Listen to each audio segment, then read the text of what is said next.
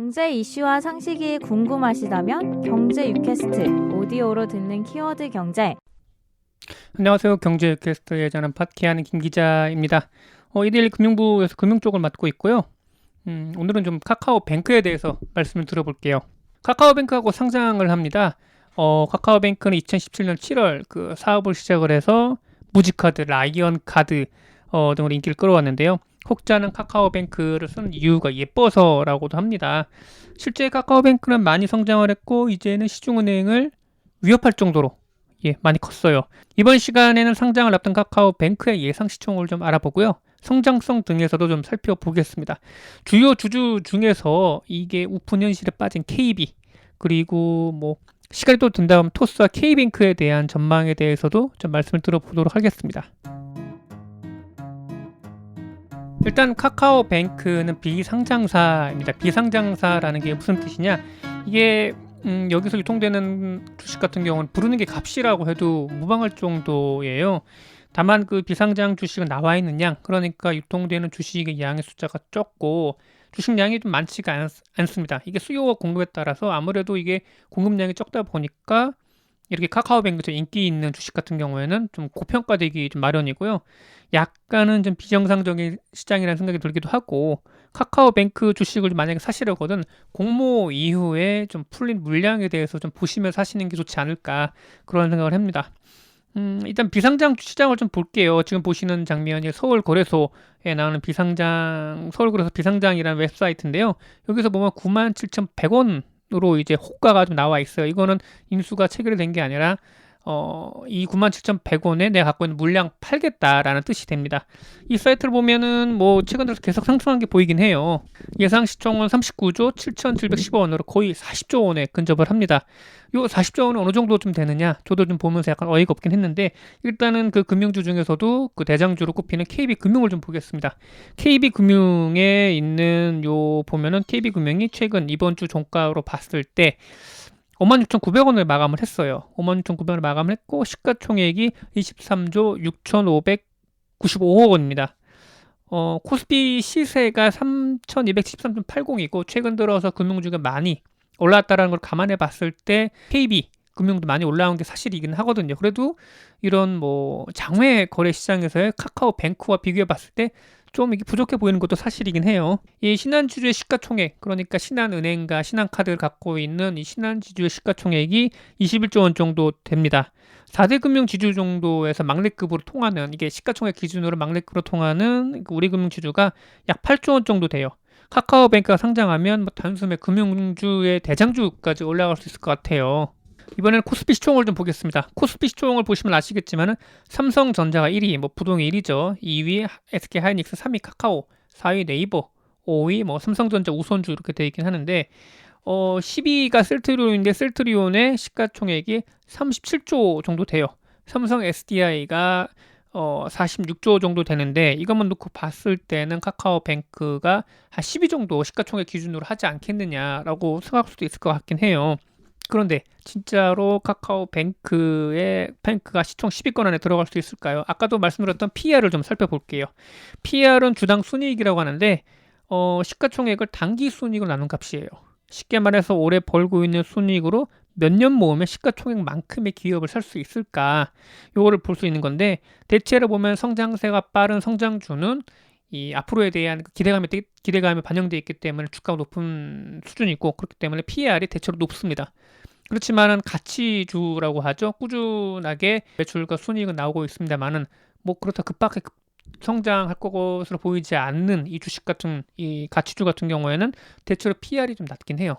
이 업종별로 아니면은 기업별로 PER에 대한 높다 낮다에 대한 의견이 있긴 하는데 절대적인 기준은 없긴 합니다. 그렇다고 해도 좀 카카오뱅크 PER을 보면은 좀 과도해 보이긴 합니다. 2020년 카카오뱅크가 올린 당기 순이익이 1,136억 원인데 이를 시가총액 39조 원으로 환산해 보면은 343배가 나옵니다. 이거는 거의 테슬라 자동차 이상급이 되겠죠. 물론 카카오뱅크가 계속 성장을 하고 이익도 늘려갈 것이기 때문에 이 숫자는 계속 줄어들 것이라고 봐요. 그러나 보통의 기업들과 비교해 봐도 좀 비현실적인 게 사실이긴 합니다. 금융사의 기업 가치를 따지는 것 중 하나가 또 주가, 순자산 배율이 있어요.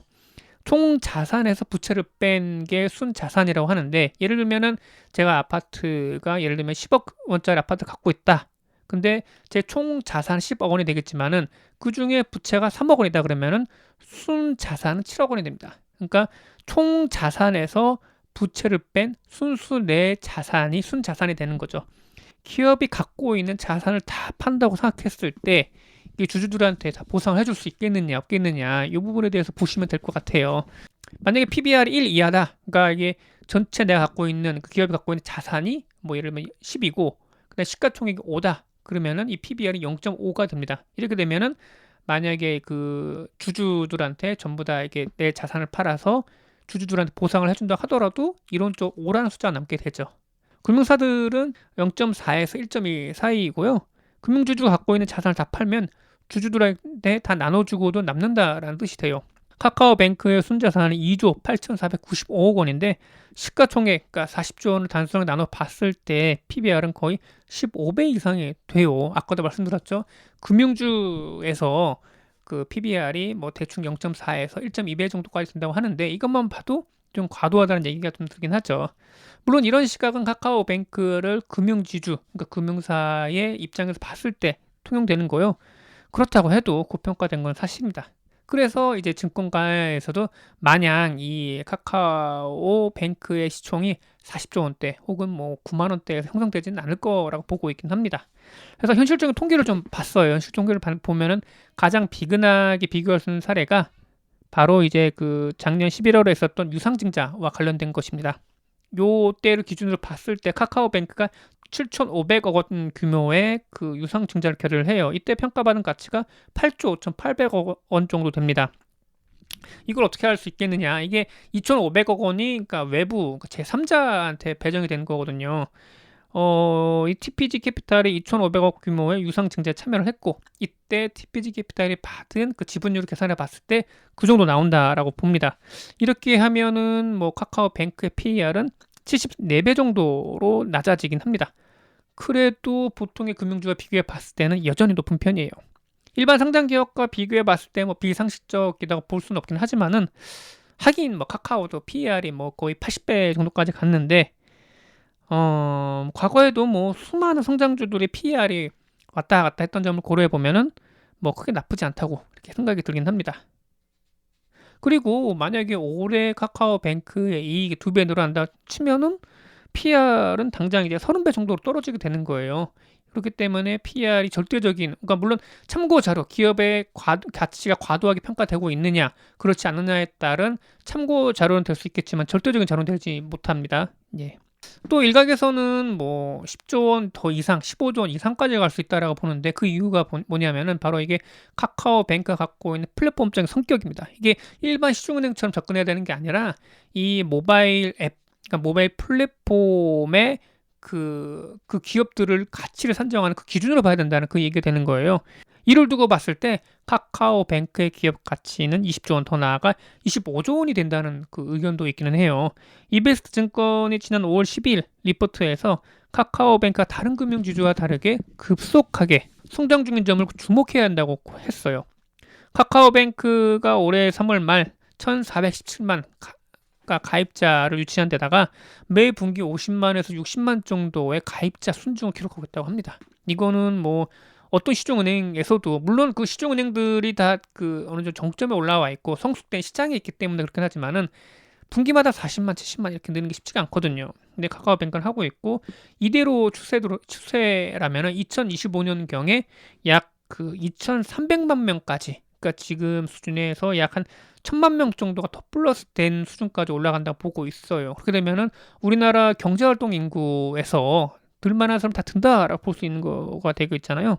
그렇기 때문에 현재와 같은 추세대로 카카오뱅크가 성장을 한다면은 5년 뒤, 10년 뒤에 업계에는 완전 개편돼 있고 그 개편의 중심은 이제 카카오뱅크가 되지 않겠느냐 이렇게 좀 보고 있는 겁니다. 이베스트 증권은 카카오뱅크의 시장 가치를 평가하는 데 있어 일본에서 앞서 설립 때 상장됐던 뭐 세븐뱅크의 예를 들어 참조를 했는데 2001년 설립된 이 인터넷 전문 은행은 뭐 카카오뱅크처럼 모바일 전용 뱅크로 시작한 건 아니긴 하지만은 이게 영업점이랑 점포 없이 편의점 ATM을 중심으로 성장을 했거든요.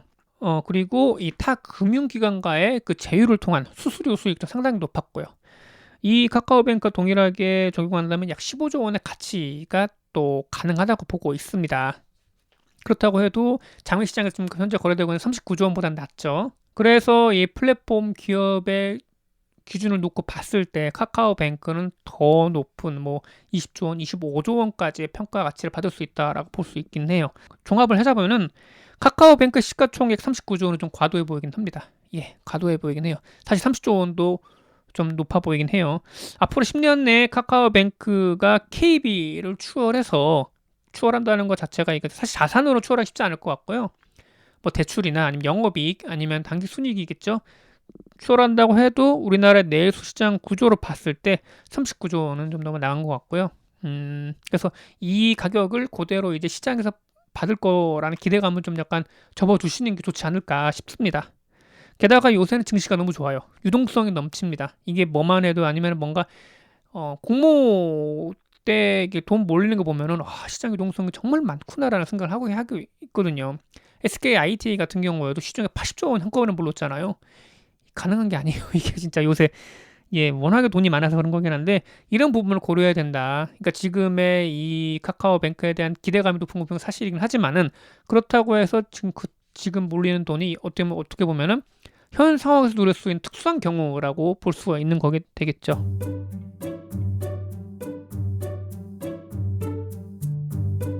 KB금융과의 관계성에 대해서도 좀 흥미있게 좀 보고 있습니다. 장외거래 시장에서 30조 원 가까이 기업 가치를 인정받고 있긴 하지만은 그러니까 주요 주주인 KB 국민은행은 또 1조 원 이상의 평가 이익을 또 거둘 수 있게 될 것 같아요. 그러나 KB 국민은행은 마냥 우수가 또 없긴 합니다. 왜냐? 가계대출 등에서 강력한 경쟁자를 키워준 격이 되기 때문에 웃지도 그렇다고 울 수도 없는 게 KB 이쪽의 그 상황이긴 합니다. KB국민은행은 카카오뱅크 설립 초기 주요 주주로 참여했어요. 만약에 카카오뱅크가 국민은행과 그러니까 좀 같이 이제 협력을 하고 그 다음에 만약에 국민은행에서 건너간 다수의 인력들이 없었다고 하면은 금융사업을 쉽게 하지는 또 어려웠을 거예요. KB국민은행의 카카오 보유 지분율은 9.35%, 그러니까 작년 연말 사업보고서 기준으로 9.35%고요. 그러니까 3대 주주로 되어 있습니다. 카카오뱅크 투자에 대한 KB국민의 투자 수익은 그러니까 지난해 말 기준으로 7,321억 원으로 되어 있고 이때 가치가 카카오뱅크 기업 가치가 8조 5천억 원일 때 산정이 된 거거든요. 그래서 만약에 카카오뱅크의 상장 후 시총 15조 원 이상 간다고 하면은 1조 5천억 정도 그 이상의 이제 그 평가 이익을 거둘 수 있게 되는 거죠. 하지만 그 KB국민은행에게는 카카오뱅크라는 강력한 그 게임 체인저가 좀 떠오르는 걸 두고 좀 봐야 될 상황이긴 해요. 가뜩이나 이제 가계대출 분야에서 KB가 이제 카카오뱅크로부터 시장 점유율을 좀 빼앗기고 있는 상황이니까 게다가 이제 모바일뱅크 엄청 사용이 또 편하잖아요 또. 그리고 여기다가 이제 시중은행과 지방은행에 주무되었던 주택담보대출 시장까지 카카오뱅크를 위시한 인터넷뱅크에 진출이 좀 가셔야 되면은 기존 은행들 입장에 봤을 때는 조금 더 계속 더 힘든 경쟁을 할 수밖에 없지 않을까 그런 예상을 좀 하고 있긴 합니다. 이런 이유로 카카오뱅크 설립 당시에 주요 주주로 참여하는 것에 내부에 좀 반대 목소리가 좀 있었던 것도 사실이라고 해요. 강력한 도전 자료를 돕는 꼴이 된다는 인식 때문이었는데요. 당시 윤종규 KB금융 회장이 주주들과 임직원들을 설득을 했고 카카오뱅크 설립에 참여한 것도 알려졌습니다. 플랫폼 기업이 강력한 경쟁자가 되겠지만 그들을 사업하는 법, 사실 금융권 입장에서 봤을 때 네이버나 카카오와 경쟁하기 버거운 게 왜냐면은 네이버와 카카오는 모바일 앱 그런 생태계 싸우는 법을 알고 있거든요. 그렇지만은 이 금융권 같은 경우는 규제라는 장벽 안에서 안정적으로 사업을 해왔기 때문에 사실 쉽지가 않죠. 이런 어떻게 보면 네이버나 카카오 이런 플랫폼 사업자들과의 경쟁이 말이죠. 근데 카카오뱅크의 주요 주주로 참여하면서 그들이 싸우는 법을 배울 수 있는 거죠, 옆에서요. 조금 좀 첨언을 좀 해볼 거예요. K뱅크와 토스뱅크는 어떻게 될 거냐. 일단 토스뱅크는 시점이 되게 굉장히 좋은 것 같아요. 증권 시장에 특히 유동성이 많이 넘칠 때 일단 인터넷 은행이 상당히 관심 주목을 받고 있을 때 또 제3의 인터넷 뱅크로 올라가니까 말이죠. 근데 지속적인 그 성장 가능성에 있어서는 좀 K뱅크와 좀 비슷한 맥락에서 길을 걷지 않을까 싶긴 합니다. K뱅크도 물론 이제 최대 주주가 좀 변경이 되고 KT에서 BC카드로 바뀌었죠. 그리고 유상증자에도 성공을 했고 최근에 수신 규모도 많이 늘어났다고 하긴 하지만은 어떻게 보면은 지난해 그 업비트와의 그 제휴 덕분에 이런 그 수신 규모가 많이 늘어난 것도 있긴 하거든요. 뭐 수주 대토라고 할 수 있긴 하는데 K뱅크 입장에서는 굉장히 좋았던 행운의 그 부분이었는데 토스뱅크도 과연 그런 부분을 누릴 수 있겠느냐 이 부분에 대해서는 약간 퀘스천 마크이긴 합니다. 게다가 카카오뱅크 같은 경우는 강력한 카카오톡이라는 플랫폼이 있고 K뱅크 같은 경우에는 KT와 그 다음에 또 뭐 BC카드 등 여러 가지 또 정보통신 관련된 여러 가지 또 플랫폼 강력한 기업들이 있죠. 사실상 KT가 후견인에 마찬가지긴 하죠. 근데 토스 같은 경우에는 모회사가 비바 리퍼블리카, 그러니까 토스 운영사이긴 한데 그 토스가 얼마만큼의 자본금을 또 확보를 할 수 있고 사실 토스 자체도 이렇게 좀 수익을 올리는 회사, 대규모 회사라고 볼 수 없긴 하거든요. 사실 남의 돈으로 남의 돈을 들여와가지고 대출 사업을 할 수밖에 없긴 한 상황이긴 한데 어느 정도 한계점 분명히 있을 것 같아요. 대출가 확장에 있어서. 그리고 추후에 뭐 증권시장이 어떻게 바뀌느냐에 따라서 토스뱅크의 자본 조달 여력도 달라질 수 있을 것 같긴 합니다. 그래서 약간은 토스뱅크에 대해서는 좀 신중하게 좀 보고 있는 것도 사실이긴 합니다. 매기라고 하는 게 이제 와서 불과 몇 년도 안 돼가지고 기존 시중은행의 판을 뒤집어 엎을 정도로 진짜 확실히 많이 판을 바꿔 놓은 것 같긴 합니다. 이렇게 변화의 속도가 빠른 것도 참 쉽지가 않은 것 같아요. 예. 오늘 여기까지 마치도록 하고 저는 파키하는 김 기자였습니다. 감사합니다.